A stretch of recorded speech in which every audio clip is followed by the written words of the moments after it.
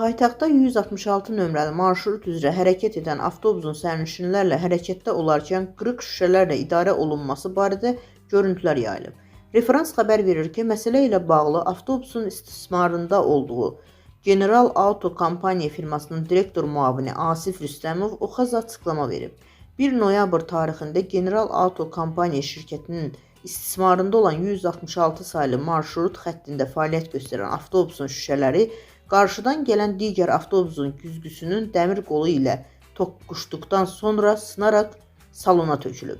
O vurğulayıb ki, avtobusun şüşələri sındıqdan sonra sürücü bir neçə dayanacaq şəhər istiqamətində hərəkət edib. Bundan sonra sərnişinlər arxadan gələn digər avtobusa mindiriliblər. Qəzalı avtobus isə təmir üçün qaraja gətirilib. Hadisə barədə məlumatımız olan kimi sürücü qaraja dəvət edilib, izahatı alınıb və intizam tənbihi seçilib.